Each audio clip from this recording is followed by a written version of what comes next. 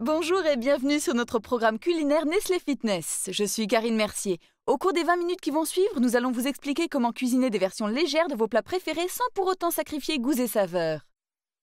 Et je suis Aurélie Duverger. J'ai plein d'astuces à vous présenter pour réaliser vos recettes préférées sans culpabiliser. Nous avons une pizza, de délicieuses brochettes, une alternative aux fish and chips anglais et un gâteau au chocolat revisité. J'ai hâte de voir ça. Mais d'abord, nous allons préparer des nachos. Aurélie, si vous pouvez me montrer comment manger des nachos sans me sentir coupable, je vous en serai éternellement reconnaissante. Pari tenu! Je crois que vous allez adorer cette recette. Normalement, on associe les nachos à beaucoup de crème fraîche, à de la mayonnaise, à du fromage fondu. Mais dans notre version, nous avons ces délicieuses chips de légumes qui sont parfaites pour introduire des légumes dans votre alimentation. Et je vais vous montrer comment préparer des chips sans l'aide d'une friteuse. Je vais simplement râper des tranches fines et je vais faire la même chose avec une courgette. D'accord. Et une betterave. Oh, je suis une grande fan de betterave, j'adore ça. Et maintenant, les épices, parce que c'est important d'ajouter de la saveur pour relever les plats, surtout quand on a enlevé des matières grasses pour compenser la suppression des ingrédients les plus gras. J'ai du sel d'ail et regardez cet origan séché. Vous pouvez utiliser de l'origan frais si vous voulez. Ça sent et du bon. piment. Est-ce que vous aimez le piment? Allez-y, n'hésitez pas, j'aime que mes plats soient relevés. Génial, comme ça? Oui, parfait. D'accord. Et maintenant, j'ai de la poudre d'oignon et de la poudre de curry. Voilà. C'est à vous de voir ce que vous aimez. Vous pouvez ajouter n'importe lequel de ces ingrédients. Mon ingrédient secret, en revanche, ce sont des céréales fitness écrasées que je vais saupoudrer sur mes chips. Ça va ajouter un peu de texture, et comme elles contiennent des céréales complètes, elles sont riches en fibres. Et je vais simplement remuer le tout dans un bol, puis je vais répartir le mélange entre mes différents légumes, comme ceci. D'accord. Est-ce que vous reconnaissez ceci? Oh, je dirais que c'est de l'huile en spray.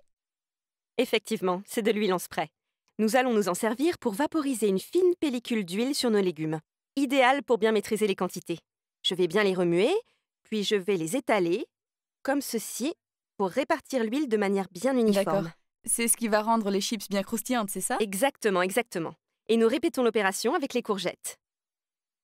Puis avec les betteraves. Oh, j'en ai l'eau à la bouche. Il ne reste plus qu'à les enfourner. Tenez. Parfait. Et nous allons les faire cuire à température moyenne entre 30 et 40 minutes, jusqu'à ce qu'elles soient bien croustillantes. À vous de surveiller la cuisson. D'accord. Maintenant, nous allons prendre des tortillas. Vous remarquerez que les miennes sont complètes et ont du piment déjà incorporé à la pâte. Et nous allons simplement les découper en 4. Un léger spray d'huile. Et nous allons les faire dorer au four entre 10 et 15 minutes. Fantastique. J'ai hâte de goûter à tout ça. Donc, Aurélie, quels conseils donneriez-vous aux personnes qui veulent désespérément améliorer leur alimentation? Essayez par exemple de consommer 5 portions de fruits et légumes par jour. Essayez de varier les plaisirs, alterner différentes couleurs et différentes variétés. D'accord, mais par exemple, je dois vous avouer que je ne suis pas très disciplinée, j'adore grignoter. Si vous avez tendance à grignoter, prenez un fruit ou une poignée de noix. Ces tout petits changements peuvent vraiment faire la différence. Eh bien, ça a l'air très simple. Et je crois qu'il est temps de sortir nos tortillas. J'ai vraiment hâte de goûter aux chips, mais pour ce qui est de la sauce... Oui, il nous faut une sauce. Nous allons commencer par prendre un avocat bien mûr. D'accord. Et à cela, nous allons ajouter un peu de fromage blanc 0% pour remplacer la sauce au fromage. Et juste une cuillerée de mayonnaise. Une cuillerée d'oignon émincé. Un peu de jus de citron. Excellent pour le goût et pour empêcher l'avocat de noircir. Un joli filet comme ceci. Et il ne reste plus qu'à passer au mixeur pour obtenir une texture crémeuse. Je vois.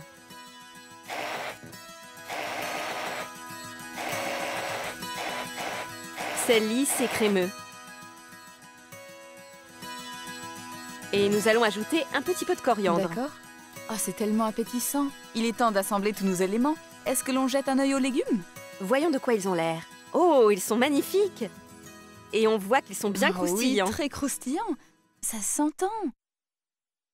Combien de calories est-ce que ce plat contient comparé à des nachos traditionnels? Une assiette de nachos avoisine généralement les 800 calories. Notre version est plus proche des 150 calories. C'est incroyable. Est-ce que c'est prêt? Je peux goûter? C'est prêt.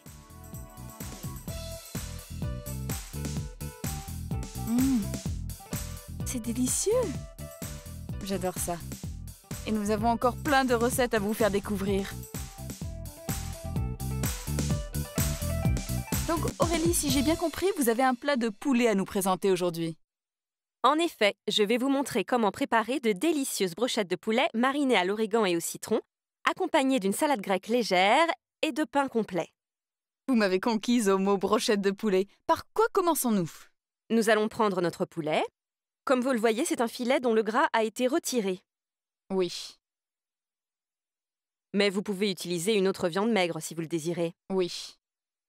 Je trouve que l'origan est l'une des rares herbes séchées qui fonctionnent bien en cuisine. Je vais en saupoudrer un petit peu, comme ceci. 2 gousses d'ail, un jus de citron. Et je vais simplement touiller le tout et laisser tranquillement mariner. Ensuite? Nous allons nous occuper de la salade. D'accord. Nous allons préparer une salade grecque très rustique, avec du concombre coupé en gros dés, une grosse poignée de basilic frais, déchiré à la main, surtout ne l'émincez pas. Et pour terminer, nous allons ajouter de belles olives noires Kalamata dénoyautées, comme ça. Fantastique. Donc tout ce qui nous reste à faire, c'est assembler nos brochettes. Bien. Je vais prendre un morceau de poulet, un morceau d'oignon, puis un morceau de citron, et je vais terminer avec un dernier morceau de poulet. Regardez comme c'est rapide, ça ne prend que quelques minutes, alors pas d'excuses. Tout le monde peut trouver le temps de cuisiner ce plat. En plus, il n'y a aucun ajout de matière grasse. Exactement. Et il ne nous reste plus qu'à les mettre sur une plaque de cuisson et à les enfourner à four bien chaud. Parfait, j'ai hâte d'y goûter. Mais je dois confesser que le pain blanc est l'un de mes péchés mignons. Je vais essayer de choisir des pains complets de temps en temps à l'avenir, mais nous avons tous nos péchés mignons. Une autre de mes faiblesses est que je grignote en milieu de matinée. Vous savez, c'est un problème répandu. Vous pouvez vous poser la question, est-ce que je petit déjeune assez? Pour ceux qui ont l'habitude de manger le matin, l'idéal est de prendre un petit déjeuner avec un produit céréalier, un laitage et un fruit. Des céréales complètes avec du lait demi-écrémé et un verre de jus de fruits constituent un excellent repas pour démarrer la journée et contiennent des nutriments essentiels dont vous avez besoin. C'est génial. Revenons à nos brochettes. Elles ont l'air appétissantes, n'est-ce pas? Très. Nous allons juste remuer notre salade de manière à bien recouvrir chaque feuille d'huile d'olive et de jus de citron. Puis ajouter nos brochettes.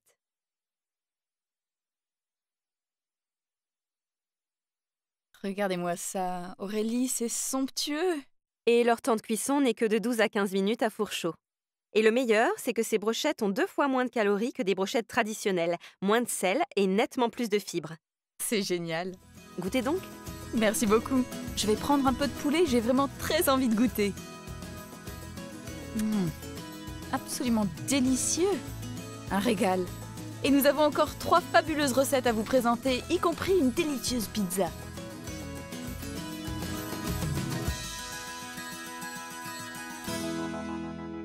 Ok Aurélie, vous nous avez promis une pizza. C'est vrai. Et ma pizza sera à base de bons ingrédients et bien plus faible en calories. Comment diable allez-vous réussir un tel exploit? Désolée si j'ai l'air surprise, mais vous m'intriguez. Eh bien, la première chose, c'est que nous allons utiliser un fromage à teneur beaucoup plus faible en matière grasse et une viande maigre, comme vous vous en doutez, à teneur plus faible en graisse que le bœuf ou le salami. Et je veux bien sûr parler de la dinde. Mettons-nous au travail alors. Alors, pour commencer, nous allons réaliser notre pâte à pizza et pour cela, nous allons utiliser de la farine complète que nous allons mélanger à de la farine blanche parce que la farine complète est un tout petit peu lourde. Et c'est un bon moyen d'ajouter des céréales complètes dans notre alimentation. Il nous faut aussi de la levure, un tout petit peu de sucre et de l'eau chaude. Mélangez bien et vous verrez que la préparation va se mettre à faire des petites bulles et à gonfler et ce sera le moment de retravailler la pâte. Et à ce stade, je vais introduire mon ingrédient secret, des céréales fitness écrasées et vous pouvez les utiliser de 2 manières, soit en les incorporant à la pâte, soit en les éparpillant sur la pizza et c'est ce que je vais faire aujourd'hui. Vous aimez ajouter un élément inattendu, n'est-ce pas? C'est vrai, c'est vrai. Les céréales vont ajouter de la texture, du goût et des fibres. Mais dites-moi, j'adore la pizza, mais je n'ai parfois pas le temps de réaliser ma propre pâte. Est-ce que je peux en acheter une toute faite? Bien sûr, mais je vous recommande de choisir une pâte complète.